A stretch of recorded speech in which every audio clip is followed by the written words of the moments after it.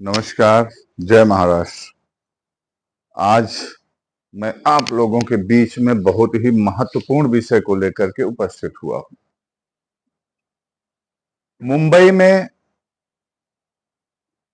महाराष्ट्र के अंदर उत्तर भारतीय समाज के साथ हो रहे अत्याचार के बारे में, उत्तर भारतीय समाज के प्रताड़ना के बारे में आप सभी के बीच में उपस्थित हुआ।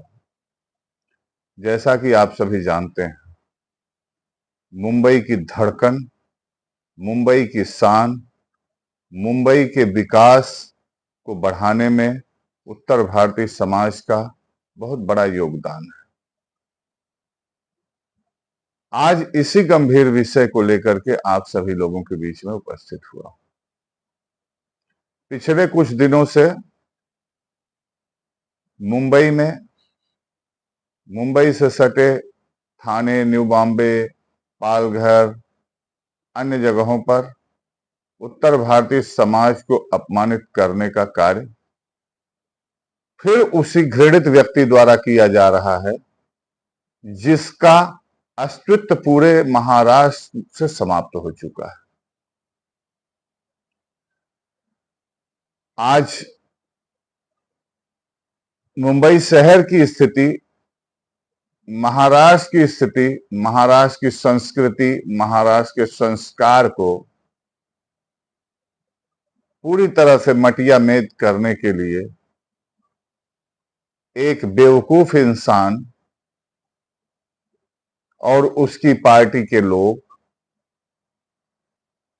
हमारे अखंड राष्ट्र पर, हमारे भारत देश पर हमला करने का कार्य कर रहा है। मुझे याद आता है 2006, 2007, 2008, 2009 तक यही व्यक्ति पूरी तरह से पागल होकर के बिलबिला रहा था, जिसका नाम है राज ठाकरे। राज ठाकरे यदि बाला साहब ठाकरे का भतीजा नहीं होता तो इस राज ठाकरे को महाराष्ट्र की गली का कोई कुत्ता भी नहीं पहचानता। लेकिन मैं उस समय मुस्तैदी के साथ डट करके इसके पागलपन का मुकाबला किया था, इसको मुंहतोड़ जवाब दिया था। उस समय की सरकार में गृह मंत्री रहे स्वर्गीय आर पाटिल जी ने इसे सलाखों के पीछे पहुंचाने का कार्य किया था। इस बेवकूफ को नहीं पता कि अभी भी हमारे 2 मुकदमे इसके ऊपर विचाराधीन तरीके से अदालत में चल रहे हैं। मैं अभी मुंबई से बाहर नहीं हुआ हूं। राज ठाकरे, मेरी खुली चेतावनी को सुन लो।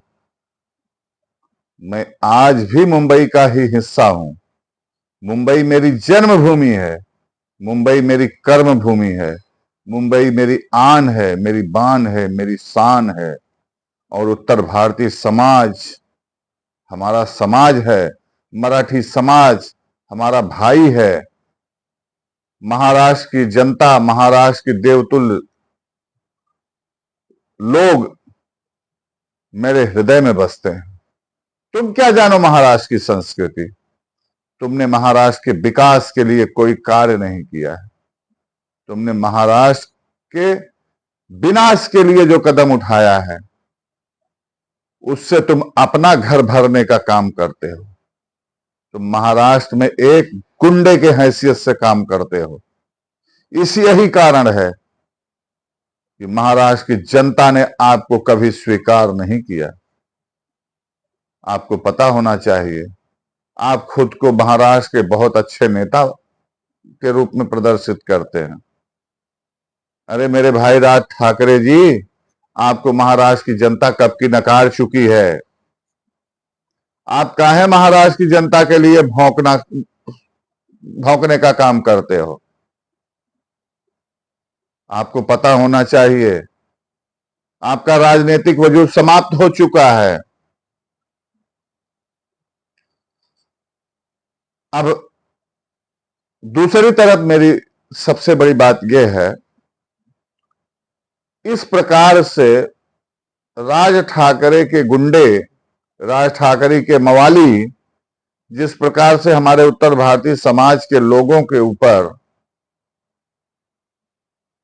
अनैतिक तरीके से व्यवहार कर रहे हैं, उनके साथ हाथापाई कर गाली गलौज कर रहे हैं, ऐसे में महाराष्ट्र की सरकार क्या कर रही है? मुझे तो बड़ा ताज्जुब होता है। महाराष्ट्र में भारतीय जनता पार्टी की सरकार है। 2006, 7, 8 में जब कांग्रेस और एनसीपी के गठबंधन की सरकार थी, यही राज ठाकरे जब हमलावर हुआ करते थे, तो यही भारतीय जनता पार्टी के लोग कहते थे कि हमारी सरकार होती तो हम उनको सबक सिखा देते। अरे भाई, आज तो आपकी सरकार है, आप ही के पार्टी के मुख्यमंत्री हैं देवेंद्र फडणवीस जी। अब काहे नहीं उत्तर भारतीयों की सुरक्षा के लिए कोई कानून बना रहे हैं? मैंने महाराष्ट्र में उत्तर भारतीय आयोग के गठन की बात कही थी। आज तक उत्तर भारतीय आयोग का गठन नहीं हुआ। एक समय था उत्तर भारतीय समाज का अधिकांश मतदाता कांग्रेस पार्टी और एनसीपी के साथ खड़ा था, लेकिन अब उत्तर भारतीय समाज के लोगों ने मन बदल करके भारतीय जनता पार्टी का साथ दिया। पिछले 2-3 चुनाव से उत्तर भारतीय समाज के लोग उत्तर प्रदेश से लेकर के महाराष्ट्र तक भारतीय जनता पार्टी के लिए वोट कर रहे हैं।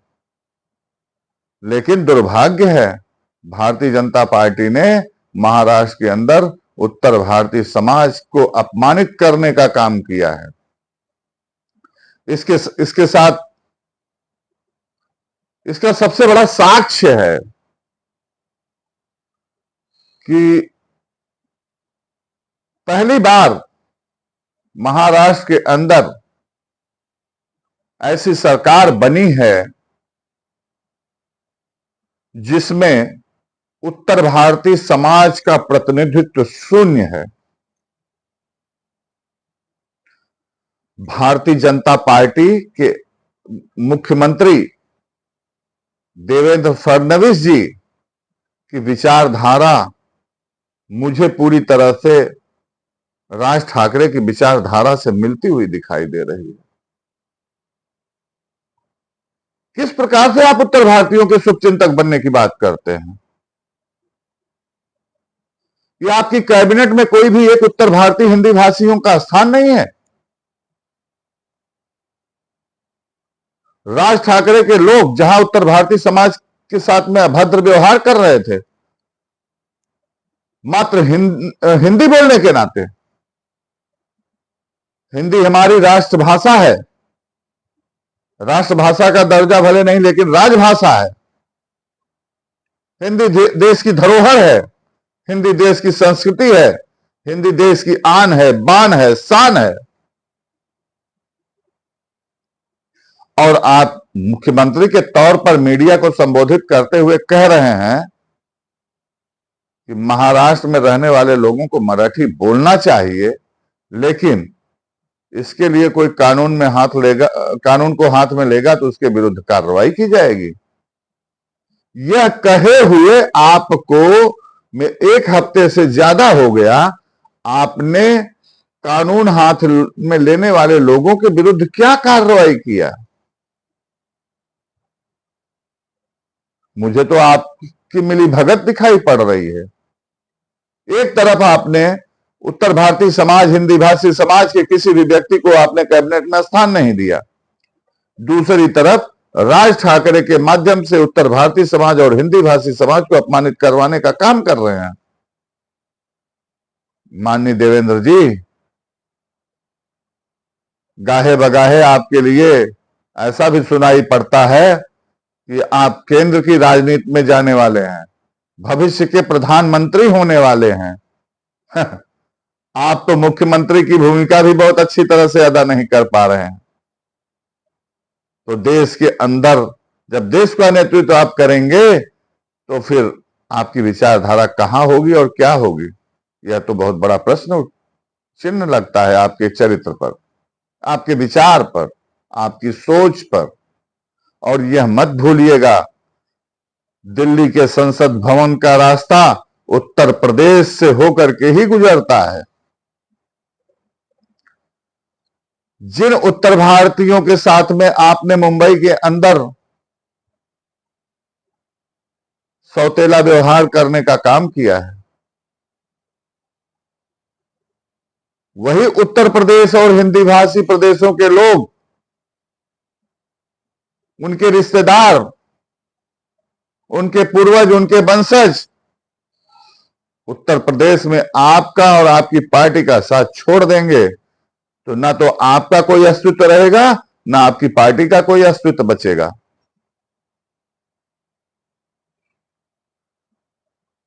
उत्तर प्रदेश की वाराणसी फिर से देश के प्रधानमंत्री नरेंद्र मोदी जी चुनाव लड़े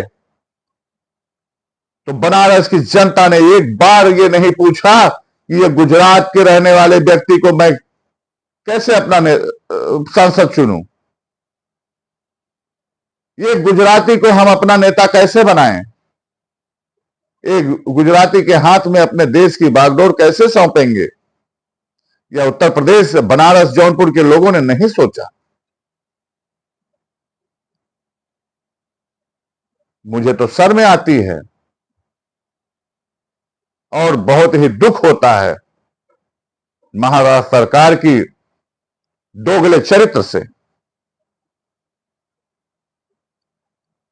यही राज ठाकरे आपका लाडला भी है। आपके पार्टी के बड़े बड़े नेताओं के साथ इसके फोटो देखे गए हैं। भारतीय जनता पार्टी का पक्षधर है और हिंदू समाज का घोर विरोधी है। यही राज ठाकरे कुंभ मेले में, महाकुंभ था देश के अंदर, बहुत भव्य आयोजन हुआ, उसमें स्नान करने के लिए नहीं आया।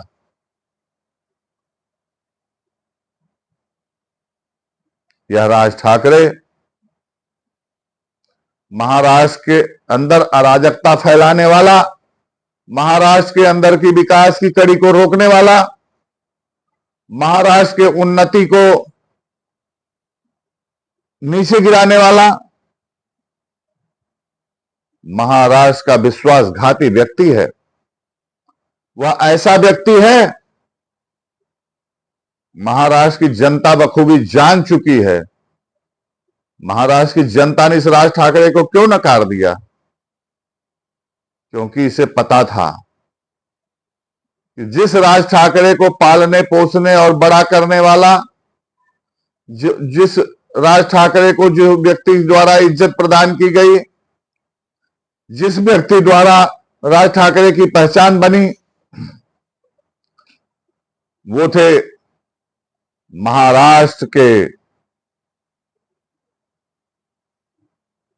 हृदय, महाराष्ट्र की आत्मा, महाराष्ट्र के जन जन में वास करने वाले हिंदू हृदय सम्राट बाला साहब ठाकरे। जब यह अपने चाचा ताऊ, अपने परिवार खानदान, अपने वंशज का नहीं हुआ, बाला साहब ठाकरे का नहीं हुआ, अपने चचेरे भाई, मौसेरे भाई उद्धव ठाकरे का नहीं हुआ, यह राज ठाकरे महाराष्ट्र की जनता का क्या होगा? इसको तो पैसे से मतलब है। मुझे तो ऐसा लगता है कि भारतीय जनता पार्टी के द्वारा इसे मोटी फंडिंग की जाती है।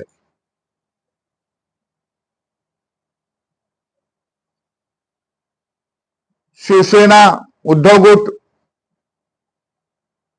राष्ट्रवादी कांग्रेस पार्टी कि वोट को काटने के लिए कुछ जगहों पर ये अपने उम्मीदवारों को लड़ाता है और उसका पैसा भारतीय जनता पार्टी से फंडिंग करता है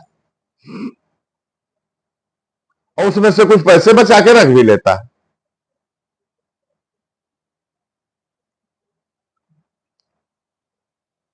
ऐसे लोगों को महाराष्ट्र की जनता, उत्तर भारतीय समाज कभी माफ नहीं करेगी और न कभी स्वीकार करेगी। मैं पुनः देवेंद्र फडणवीस जी को याद दिलाना चाहता हूं, आप राज ठाकरे के और उनके गुंडों के खिलाफ कठोर से कठोर कार्रवाई करने की कृपा करें, अन्यथा महाराष्ट्र के अंदर पुनः आंदोलित होने के लिए हम बाध्य हो जाएंगे। महाराष्ट्र के लोग, उत्तर भारतीय समाज के लोग किसी भी क्षण, किसी भी पल अपने अपमान का बदला लेने के लिए आंदोलित हो जाएंगे। और जब हम सड़कों पर उतरेंगे, दूध बेचना बंद करेंगे, सब्जी बेचना बंद करेंगे, ऑटो चलाना बंद करेंगे, तो एक दिन में मुंबई की लाइफलाइन बंद हो जाएगी। महाराष्ट्र की जनता तिलमिला उठेगी और इस प्रकार से हो रहे अपमान का बदला आपसे उत्तर भारतीय समाज के कंधे से कंधा मिला करके महाराष्ट्र की जनता और महाराष्ट्र के लोग भी खड़े हो जाएंगे, क्योंकि अब हम सिर्फ उत्तर भारतीय नहीं हैं, हम भी मराठी हैं। मी पण मराठी माणूस आहे, मेरा भी जन्म इसी धरती, महाराष्ट्र की धरती पर हुआ है। हमारी 3-3, 4-4 पीढ़ियां महाराष्ट्र में रहते हुए भी व्यतीत कर चुकी हैं। हमने महाराष्ट्र के आन बान और शान के साथ महाराष्ट्र के विकास में पूरी तरह से खून और पसीना बहाया है।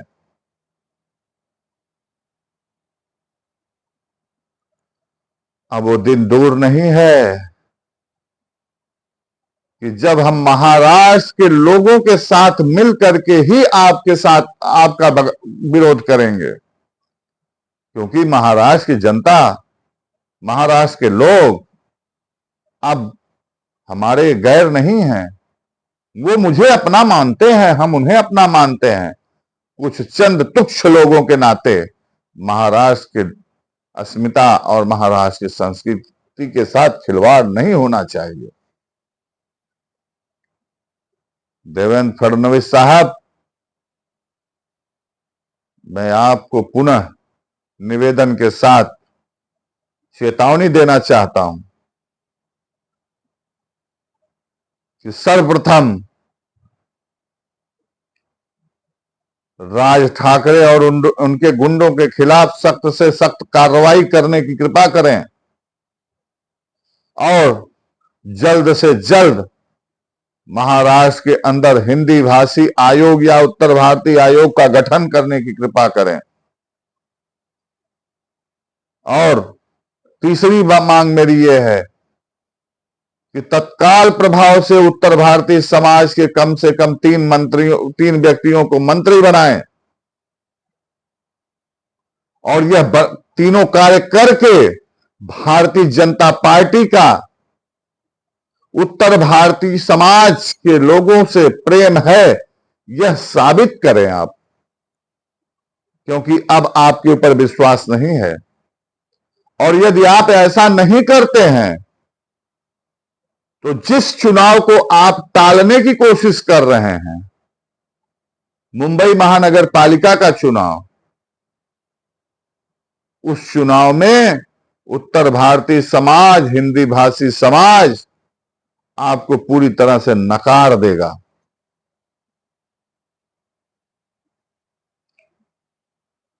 उत्तर भारतीय समाज के एक चर्चित नेता हैं, लोकप्रिय नेता भी हैं,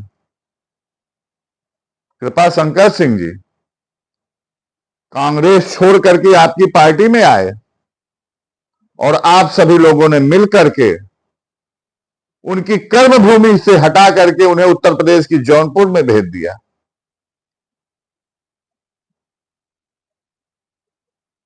और उत्तर भारतीय समाज को मुंबई में एकत्रित करके भारतीय जनता पार्टी को जब मतदान करवाना होता है तो कृपाशंकर से मुंबई में आप प्रचार करवाते हैं।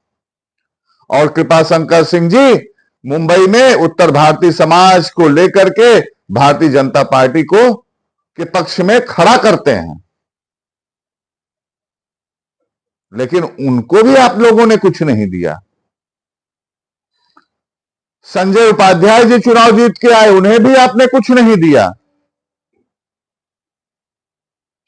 विद्या ठाकुर मेरी बहन चुनाव जीत के आई, पहले सरकार में मंत्री थी, इस बार उसे कुछ भी नहीं दिया।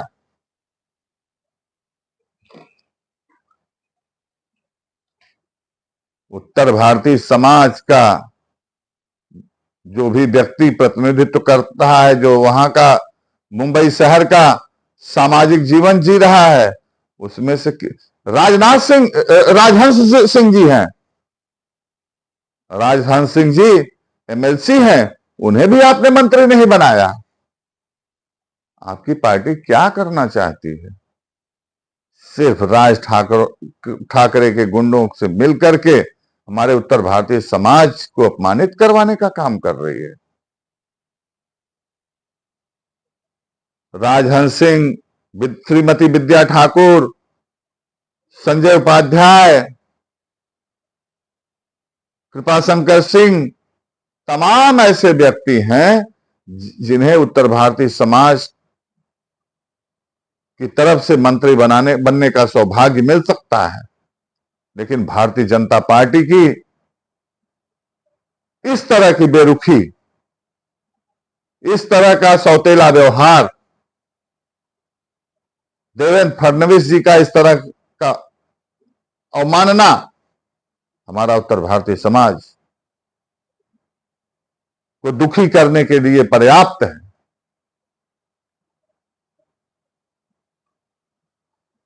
बहुत सारे लोग हैं जिन्हें आप विधान परिषद में भेज सकते हैं।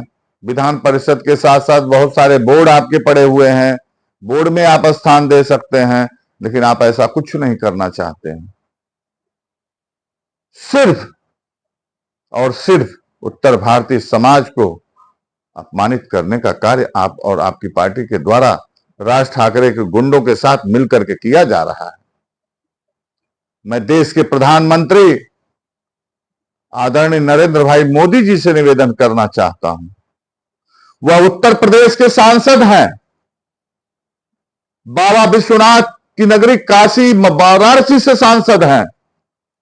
वाराणसी से इर्द गिर्द भदोही, मिर्जापुर, जौनपुर, आजमगढ़, गाजीपुर, चंदौली, प्रतापगढ़, सुल्तानपुर के जो उत्तर भारतीय समाज के लोग मुंबई में रह रहे हैं, उनके साथ जो घिनौना कार्य राज ठाकरे और राज ठाकरे की पार्टी के लोग कर रहे हैं, और आपकी पार्टी का नेतृत्व, आपकी पार्टी की सरकार के मुखिया उसको मौन होकर के मुखदर्शी बनकर के देख रहे हैं। इसमें आप दखल दीजिए। दखल दे करके अपने उत्तर प्रदेश के भाइयों, अपने संसदीय क्षेत्र के लोगों के अपमान का दंड राज ठाकरे को देने की कृपा करें। अन्यथा मोदी जी, ये जनता है, आप जानते हैं, यही जनता आपको सिराखों पर बिठाई है, और यही जनता आप और आपकी पार्टी के लोगों को कहां पहुंचा सकती है। ये उत्तर प्रदेश है। देश के संसद में सर्वोच्च पद पर आसीन होने के लिए आपने उत्तर प्रदेश से ही रास्ता चुना, और आपको हमारे उत्तर प्रदेश के लोगों ने यह नहीं कहा कि आप गुजराती हैं। आपको गले से लगाया, प्रचंड बहुमत से चुनाव जीत आकर के आपको देश के प्रधानमंत्री के पद पर आसीन कराया। अब आप क्यों चुप हैं? आप